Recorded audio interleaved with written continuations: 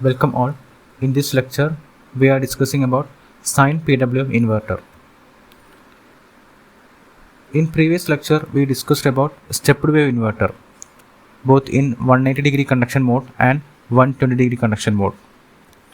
So in both cases, the demerit was the output voltage cannot be controlled. For a stepped wave inverter, so it is also called 6-step inverter, the output voltage cannot be controlled. The RMS value of the output voltage will be constant. It will be only depending upon this VD. Okay, so it is constant, so we cannot vary the output voltage, or we cannot control the output voltage. We can only vary the frequency. So if you are using an induction motor with an inverter, we cannot control the voltage. We cannot control the voltage control.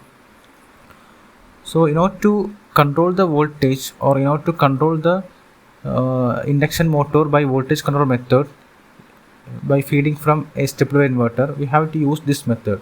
We have to use an additional chopper in front of this 6-step inverter, and we can control the output of chopper by controlling the duty cycle of chopper, and thus we can control this VD, and this we can control the output voltage. Or we can use a control rectifier. So by controlling the firing angle of alpha, we can control the DC output voltage, and we can control this VD, and thus we can control the output voltage, or we can control the induction motor.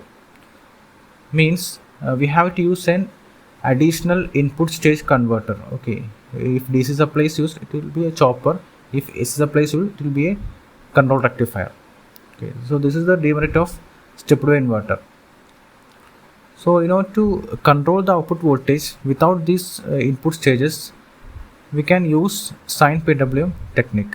Means sine pulse width modulation. Okay, sine pulse width modulated inverter, SPWM. So in case in this sine PWM inverter, we know that in a three-phase inverter there will be 3 legs. Okay, each leg is meant for 3 phases A, B, C. Okay, so in sine PWM inverter, we are using 3 reference sine waves. Okay, 3 reference sine waves meant for each leg, and we are using a triangular carrier wave with a high frequency. So the reference sine waves will be having the frequency, a low frequency, which is same as that of the output voltage signal. Okay, and comparatively the triangular wave will be having a higher frequency. So these 3 sine waves will be 120 degree apart, since it is 3 phase, VRA, VRB, VRC, and having same magnitude, say AR. AR is the amplitude of the reference waves, VRA, VRB, and VSC sine wave, and AC is the amplitude of this carrier wave. Okay, triangular carrier wave. Okay, and say this ratio AR by AC is called amplitude modulation ratio. Okay, MA. And now we are controlling each leg by each say first leg is controlled by VRA, second leg is controlled by comparing VRB and triangular wave. Similarly, third leg by comparing VRC and triangular wave.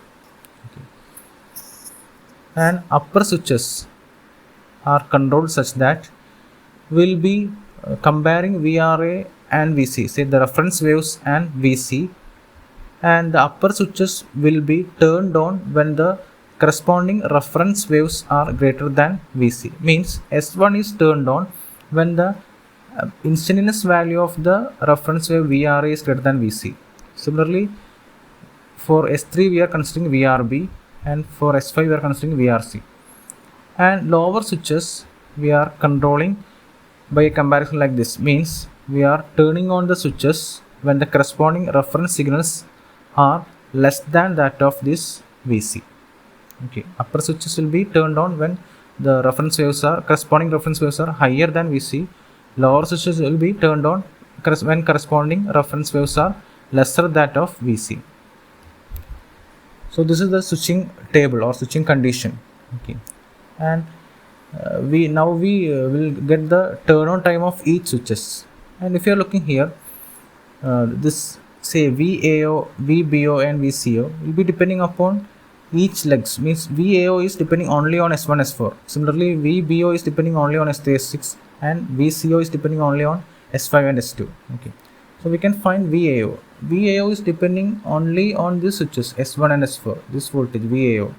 When S1 is on, this point will be connected here, so VAO is plus VD by 2. When S4 is on, this point will be connected here, so it is minus VD by 2.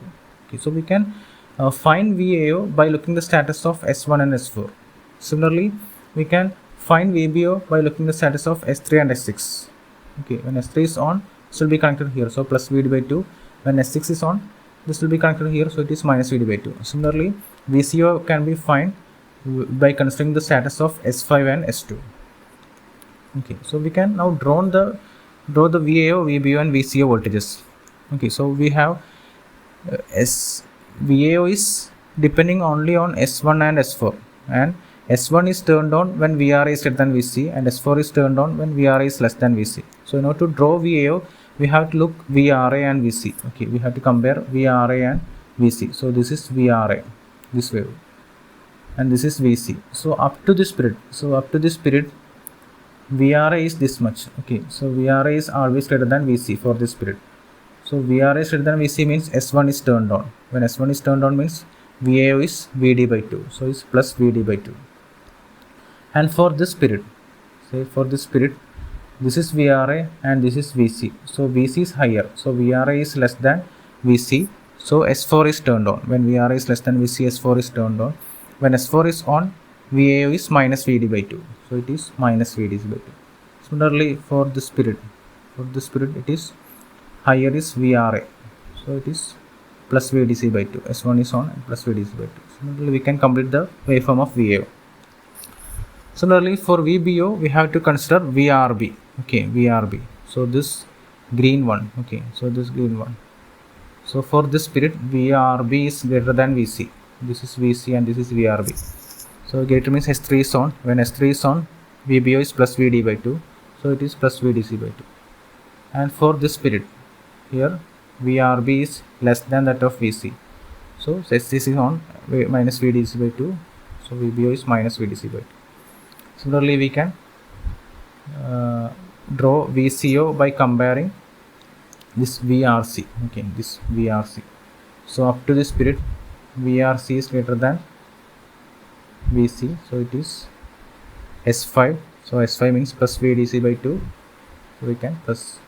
Similarly, we can complete the waveforms. So now we got the voltages VAO, VBO and VCO, waveforms of VAO, VBO and VCO. So by knowing VAO, VBO, VCO, we can draw line voltages VAB, VBC, VCA. VAB is equal to VAO minus VBO, VBC equal to VBO minus VCO, VCA equal to VCO minus VAO. So in order to draw VAB, the line voltage VAB, we have to subtract the waveform of VBO from VAO. So this waveform minus this. So here it is, so here for this period, small period, it is plus VD by 2, here it is plus VD by 2. So VD by 2 minus VD by 2, so it is 0. Okay, so this is 0. Again here VD by 2, but here it is minus VD by 2. So VD by 2 minus VD by 2 plus VD. So this is plus VD. Okay, and here minus VD by 2, here also minus VD by 2. So minus VD by 2 minus VD by 2, 0. So it is 0. Similarly, we can complete the waveforms. Similarly, we can complete the VBC. For VBC, we have to subtract VCO from VBO. VBO minus VCO. And for VCA, we have to subtract VAO from VCO.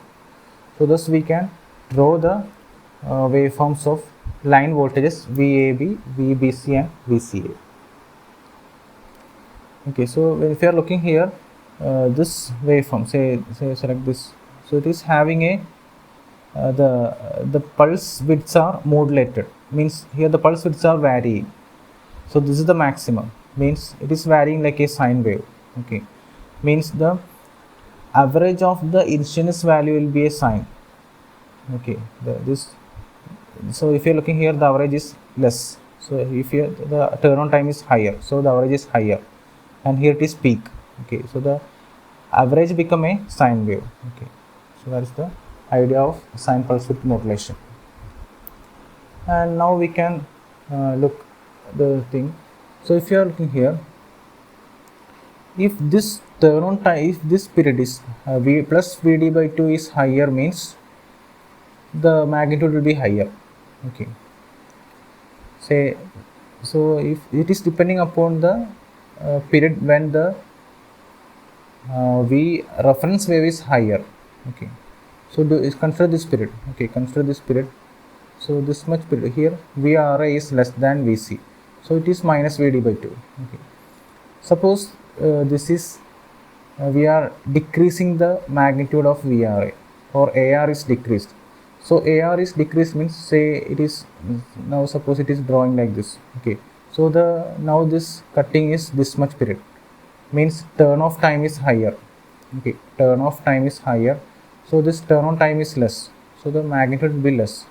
So thus we can control the output voltage, means when AR is greater means turn off time will be less.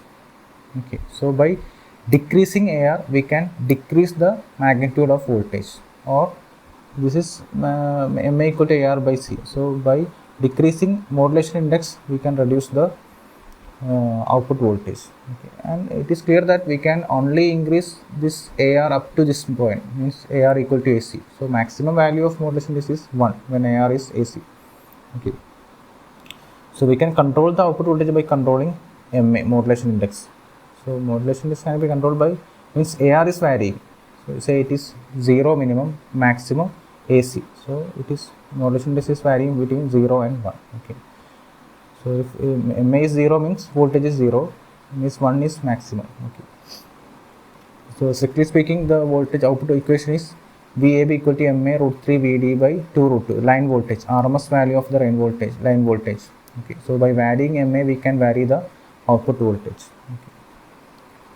And thus we can avoid the input stage, and we can directly use the DC supply and a PWM inverter, and it can be driven. It can be used to driven a induction motor. Okay. By controlling MA, we can control the voltage, and by controlling the frequency of the reference waves, we can control the F also. Okay. So that's all. Thank you.